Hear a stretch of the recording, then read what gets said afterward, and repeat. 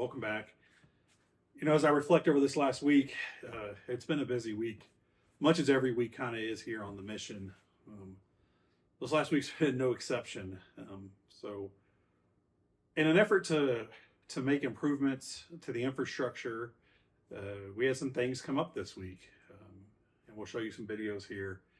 But we had to repair some conduit for some broken internet lines.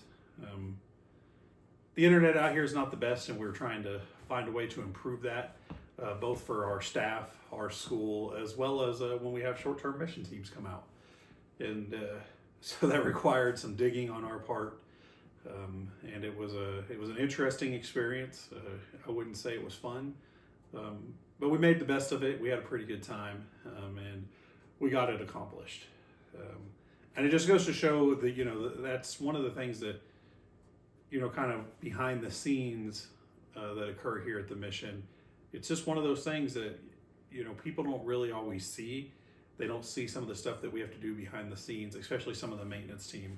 And another thing that the maintenance team had to do today, we had an overhang over the water point. And it had just become, over the years, the poles that were holding it up had begun to rot. And because of that, we had to tear it down.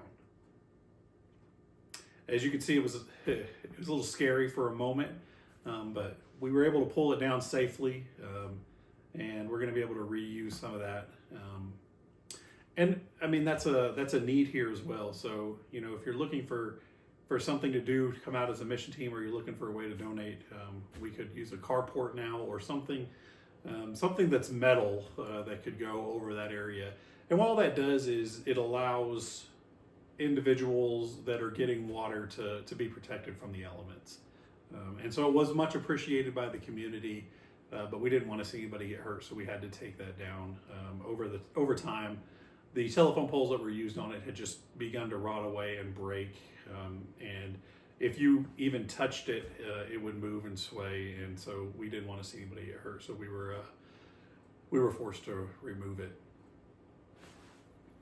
So as I think about my time, and I kind of wanted to do this series, Tales of the Mission, and just discuss some of the things that we deal with out here that maybe people would be surprised by, or they'd be interested to hear about, because we do have some interesting stories. We have some things that have occurred that wouldn't happen in a normal area, or if we were doing ministry in a normal city.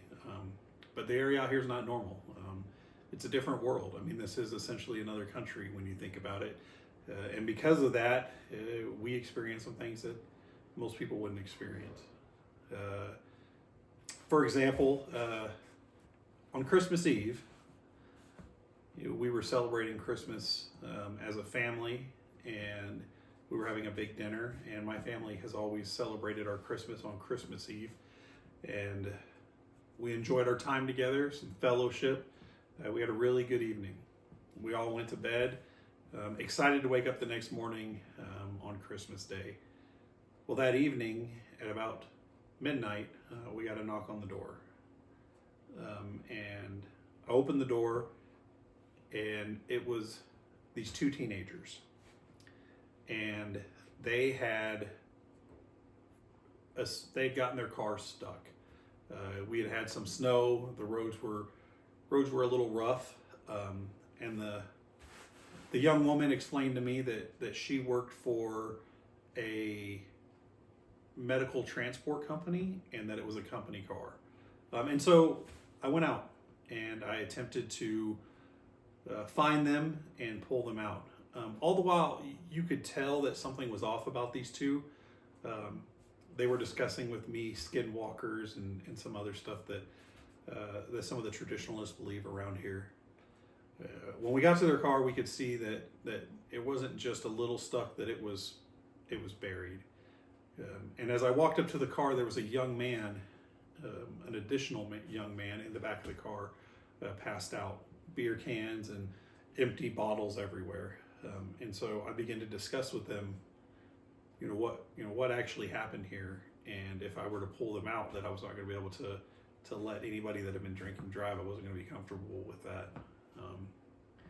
And so as we began to look at the car and hook the car up, I I could see that there was already some damage to the car, including a bent rear spring. The bumper had been ripped off, and